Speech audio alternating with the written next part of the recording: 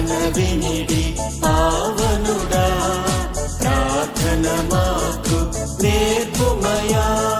ప్రార్థన వినిడి పావనుడా, ప్రార్థన మాకు నేర్పుమయా.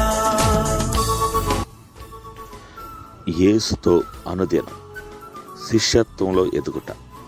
ప్రార్థన మూలాలను ఎతికి పట్టుకుందాం. మొదటి విషయాలు మొదటే చేయాలి.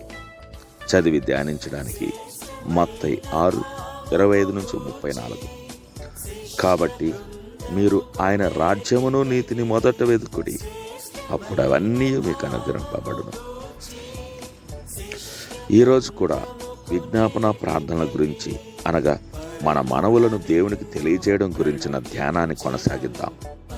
వ్యక్తిగతమైన మనవులన్నీ ఒకే రకంగా ఉండవు. అత్యవసర సమయాల్లో కొన్ని మనవులు మన హృదయంలో నుంచి పెళ్ళుబికి వస్తాయి. ఉదాహరణకు, మనకు ప్రియమైన వారు తీవ్రంగా జబ్బును పడినప్పుడు, లేదా ప్రమాదకరమైన జబ్బు గుర్తించబడినప్పుడు. సమస్య ఆరోగ్యానికి సంబంధించింది అయి ఉండకపోవచ్చు. ధనంతో కూడిన సమస్య, అంటే మన అవసరానికి తగినంత డబ్బు మన దగ్గర లేకపోవడం పెద్ద సమస్యగా రూపొందుతుంది. సంక్షోభం తలెత్తినప్పుడు దేవుని ఆరాధించడానికి, కృతజ్ఞతాస్తుతులు చెల్లించడానికి సమయం ఉండదు. దేవుడు కూడా అలాంటి సమయంలో తన బిడ్డలు ఒక పద్ధతి ప్రకారమే విజ్ఞాపనలు చేస్తూ ఉండాలని కోరుకుంటాడని నేను అనుకోను. ఒక వ్యక్తి తీవ్రమైన నిరాశలో ఉన్నప్పుడు తన మనవులను దేవునికి తెలియజేయడానికి ముందు దేవుని ఆరాధించడం, స్తుతులు చెల్లించడం, కృతజ్ఞతలు ప్రకటించడం అనే తంతు ముగించాలి అని తెలిపే ఏ ప్రార్థన సిద్ధాంతాన్నైనా ఖండించాల్సిందే.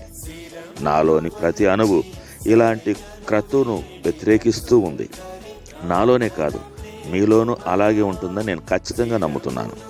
దేవుడు కూడా అలా కోరడని నాకు నిశ్చయంగా తెలుసు. ఈ సంక్షోభ ప్రార్థనల కోవకు చెందని ఇతర మనవులున్నాయి. అవి కుటుంబ సమస్యలు, వ్యక్తిగత సమస్యలు, పనికి సంబంధించినవి, సంఘంలోని పరిస్థితులు మొదలైనవి. వీటి నిమిత్తం దేవుని సహాయం కొరకు విజ్ఞాపనలు చేయాలి.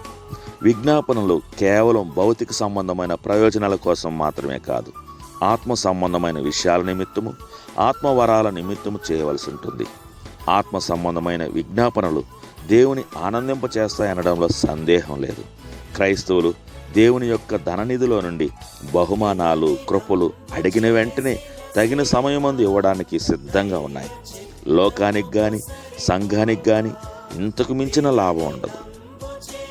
తండ్రి, నేను తరచుగా భౌతిక అవసరాల నిమిత్తమే ప్రార్థన విజ్ఞాపనలు చేస్తూ ఆత్మ సంబంధమైన విషయాలను పట్టించుకోనందుకు నన్ను క్షమించండి. నా ప్రాధాన్యతలు సరైన విధంగా ఉండేటట్లు సహాయం చేయండి. ఆత్మీయ సంగతులు మొదట, భౌతిక విషయాలు తరువాత. ప్రభువైన యేసు నామమున అడుగుచున్నాను తండ్రి. ఆమేన్.